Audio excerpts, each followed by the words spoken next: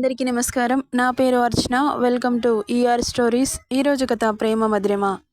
నచ్చినన్ని రోజులు నాతో ఉంటావు, నచ్చకపోతే అని అడిగింది గుడ్లు పెద్దవి చేసి. నచ్చకపోతే ఎలా ఉంటారే డస్కీ?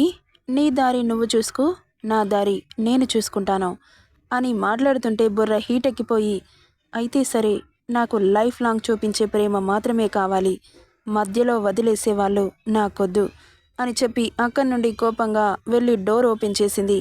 అంతే, ఎదురుగా చూస్తున్న దక్షిత కళ్ళు పేలిపోయాయి. ఏయ్ డస్కీ, ఎక్కడికి వెళ్తున్నావే అంటూ దక్షిత రెక్కపట్టి ఆమె నడుముని చేజెక్కించుకున్నాడు దక్ష్. చూపు అటు నుండి దక్ష వైపుకు తిప్పింది దక్షిత. చూసావా వదినా, మన ముందే సిగ్గు లేకుండా పరాయి మగడితో ఎలా సరసాలాడుతుందో అని ఊరి జనం గుసగుసలు పెట్టుకుంటుంటే తల తిప్పి అప్పుడు చూశాడు దక్ష్. కళ్ళు చిన్నవి చేసి, హూ ఆర్ యూ అన్నాడు యాటిట్యూడ్గా. అతను స్టార్ హీరో అని తెలుసు, టీవీలో మాత్రమే కనిపిస్తాడని తెలుసు, కానీ ఆ ఊరి ఆడపిల్లని వాళ్ళ కళ్ళ ముందే అలా చేస్తుంటే కోపం వస్తోంది వాళ్ళకి. కానీ హీరో అన్న అభిమానంతో, అది కాదు బాబు, మీరంటే సినిమా హీరో, ఏం చేసినా నడిచిపోతుంది, కానీ ఈ ఊరి ఆడపిల్లకి బుద్ధి ఉండకర్లేదా?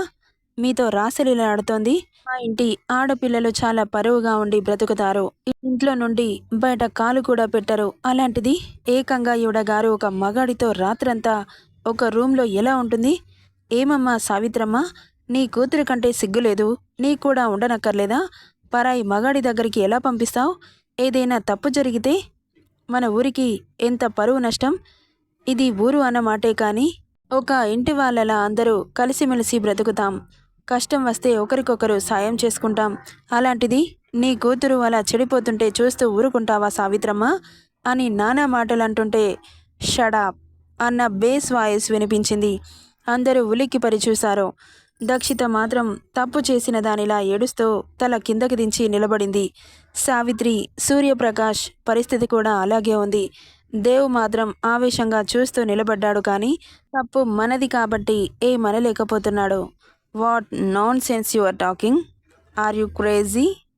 ఏంటి పరువులు పని పాట లేకుండా ఇక్కడొచ్చి ఏం రచ్చ చేస్తున్నారు? అవును, మేమిద్దరం రాత్రంతా కలిసి ఉన్నాం, ఇప్పుడేంటి? Is there a problem with anyone అనగానే, అవును ప్రాబ్లమే, పెళ్ళి కాకుండా ఇలా చట్టాపట్టాలేసుకొని తిరుగుతుంటే మా ఊరి పరువు ఏం కాను అంటున్న వాళ్ళ మాటలకి, hey old lady, what's your problem అన్నాడు చాలా రెక్లెస్గా. అలా అనగానే దక్షిత గుడ్లు పెద్దవి చేసి అతని చేయి పట్టుకొని వద్దు అని ఆపింది. ఆమె చేతిని విసిరికొట్టి క్షణంలో ఆమె ముందుకు చేరి, ఆమె అంటే దట్ లేడీ షార్పుగా చూస్తూ, కమ్ అగైన్.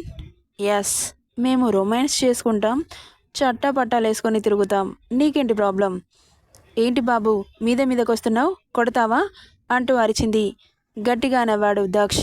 అతను అలా నవ్వుతుంటే కోపంతో ఊగిపోతున్నారు ఊరి జనం. ఇక ఇక్కడ ఏదో గొడవ జరుగుతుందని ఒకరిద్దరు పోయి చాలామంది పోగయ్యారు. ఏంటండి అలా నవ్వుతున్నారు అని ఆ ఊరి పెద్ద మనిషి ఒకతను ముందుకొచ్చి అడిగాడు.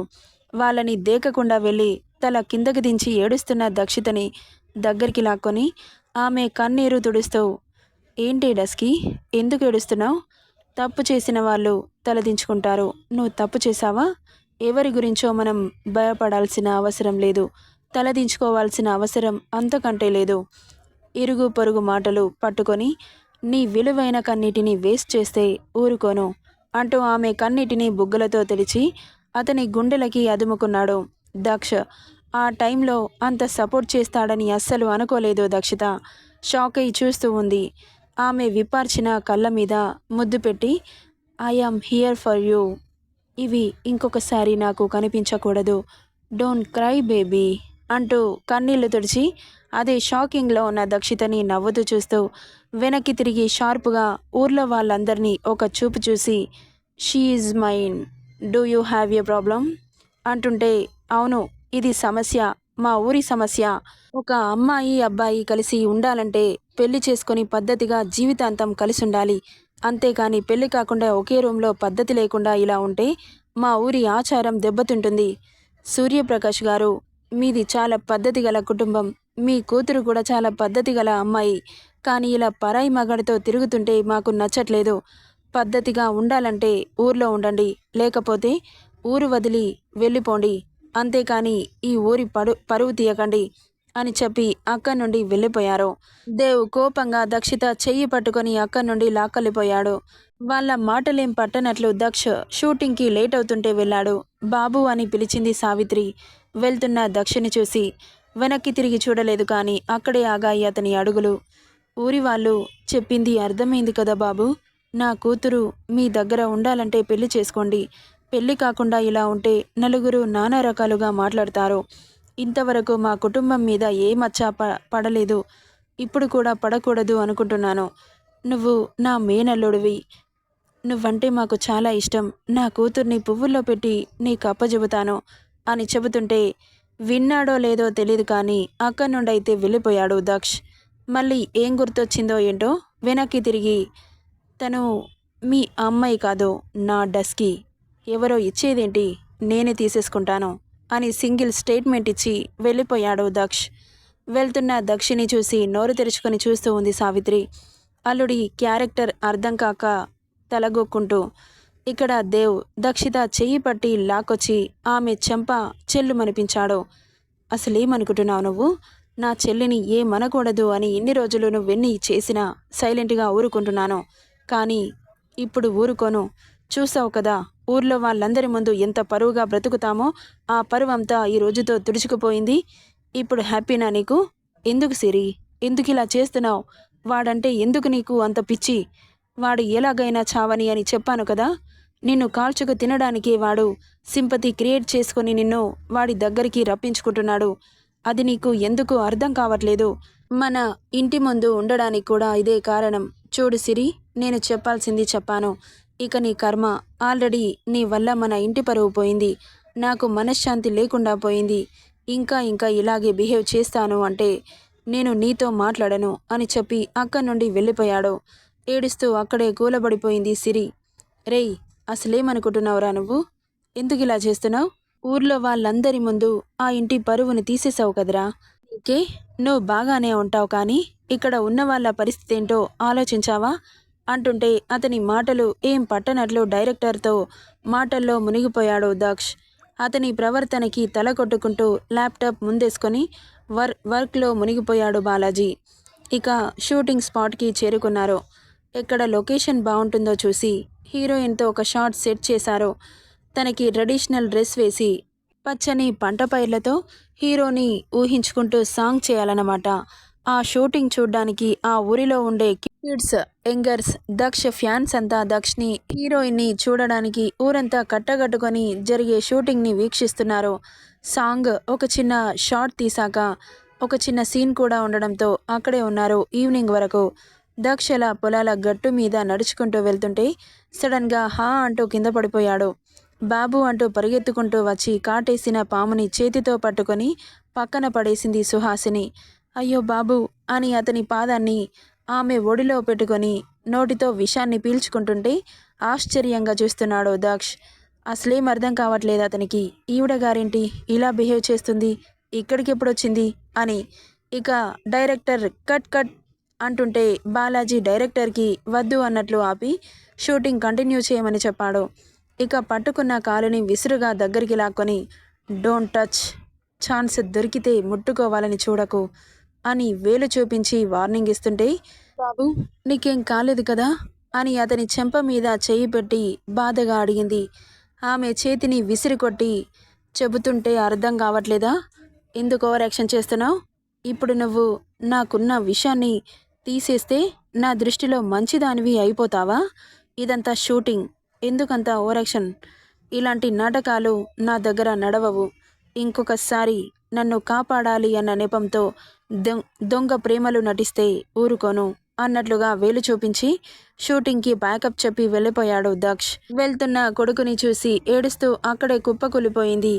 అప్పుడే అక్కడికి వచ్చిన దేవ్ పరిగెత్తుకుంటూ వచ్చి అత్త అని దగ్గరికొచ్చాడు. ఎప్పుడైతే సుహాసిని ఇంట్లో నుండి బయట కాలు పెట్టిందో అప్పుడే తనని ఫాలో అవుతూ వచ్చాడు. తన కొడుకుని చూడాలని షూటింగ్ ప్లేస్కి ఇంట్లో నుండి ఎవరికీ తెలియకుండా వచ్చింది సుహాసిని. అత్త అని కంగారుగా చేతుల్లోకి తీసుకొని బాలాజీ కూడా కంగారుగా దగ్గరికి రావడంతో అతని చేతిలో ఉన్న బాటిల్ తీసుకొని ఫేస్పై నీళ్లు చల్లాడు. ఊరి వాళ్ళంతా ఆశ్చర్యంగా చూస్తున్నారు. సుహాసిని ప్రవర్తనని. అసలేం జరుగుతుందో అర్థం కాలేదు వాళ్ళకి. వాటర్ చల్లినా కానీ లేవకపోవడంతో దేవ్ ఆమెను ఎత్తుకొని కారులో పడుకోబెట్టి హాస్పిటల్కి బయలుదేరుతుంటే నేను డ్రైవ్ చేస్తాను అంటూ వచ్చాడు బాలాజీ. ఇక సరే అంటూ వెనక్కి వెళ్ళి సుహాసినిని ఒడుపుగా పట్టుకొని కూర్చున్నాడు దేవ్. ఇక పక్క ఊరికి తీసుకెళ్లి తనని హాస్పిటల్లో అడ్మిట్ చేశారు. బాగా స్ట్రెస్ తీసుకుంటోంది. అందుకే బీపీ ఎక్కువయ్యి స్పృహ తప్పి కళ్ళు తిరిగి పడిపోయింది అని చెప్పగానే ఒక్కరి వల్ల ఇంట్లో వాళ్ళందరూ సఫర్ అవుతుంటే దక్ష్ మీద కోపం పెరిగిపోతోంది దేవ్కి. ఇక ఇంజెక్షన్ ఇవ్వగానే స్పృహలోకి రావడంతో తనని తీసుకొని ఇంటికి బయలుదేరారు. అసలేం చేస్తున్నావురా? నిజమైన ప్రేమ ఎవరిదో, ఎవరు నటిస్తున్నారో ఆ మాత్రం తెలుసుకోలేకపోతున్నావా? ఎందుకిలా బిహేవ్ చేస్తున్నావు? చాలా తెలివైన వాడివి అనుకున్నాన్రా, కానీ కాదని ఇప్పుడే తెలిసింది అని అతను మాట్లాడుకుంటూ పోతుంటే బాలాజీ మాటలు ఏమాత్రం పట్టించుకోలేదు. మొబైల్ స్క్రోల్ చేస్తూ కూర్చున్నాడు. వీడితో మాట్లాడడం అంటే చెవిటోడి ముందు శంఖ మోదినట్లే అని కోపంతో అక్కడి నుండి వెళ్ళిపోయాడు విసురుగా. మొబైల్లో ఉన్న దక్షితని నవ్వుతూ చూస్తున్నాడు. కోపంగా మూతి ముడుచుకుంది. ఇంతకు ముందు బాలాజీ ఊరికే మొబైల్ స్క్రోల్ చేస్తున్నాడేమో అనుకున్నాడు, కానీ మొబైల్లో దక్షిత వీడియో కాల్లో ఉందని తెలీదు. ఎన్నిసార్లు కట్ చేసినా మళ్ళీ మళ్ళీ చేసి ఆమె లిఫ్ట్ చేసే వరకు ఊరుకోలేదు దక్ష్. ఇక లిఫ్ట్ చేసి మూతి బిగించుకొని బెడ్ మీద ముడుచుకొని పడుకున్న ఆమె యాంగిల్ని, ముద్దుగా ఉన్న పెదవులని దూరంగా ఉన్న మొబైల్లో స్పష్టంగా కనిపిస్తుంటే నవ్వుతూ చూస్తున్నాడు. కోపంగా మొబైల్ లిఫ్ట్ చేసి దూరంగా మొబైల్ స్టాండ్లో పెట్టేసింది దక్షిత. మూతి బిగించి చూస్తున్న దక్షితని చూసి కన్ను కొట్టాడు దక్ష్. తడబడుతూ తల పక్కకు తిప్పేసింది. అతని చూపులు ఆమె గుండెల్లో వలపు బాణాలుగా గుచ్చుతుంటే అతని డైరెక్టుగా చూడలేకపోయింది. బయట జరిగిన తతంగం మన పాపకు తెలీదులేండి. ఆమె అలా బ్లష్ అవుతుంటే చాలా నచ్చేసిందతనికి. అతని నవ్వుకి ఆమె మనసు వశం తప్పుతోంది. అంత అందంగా ఉంది మరి. వాడి ప్రేమలో మునిగి తేలవేడస్కి మీ అన్నగాడు ఫ్రస్ట్రేషన్తో పోయేలా ఉన్నాడు. నెక్స్ట్ పార్ట్లో ఏం జరుగుతుందో చూద్దాం. ఈ స్టోరీ ఎలా ఉందో కామెంట్ చేయండి guys. Thank you for listening.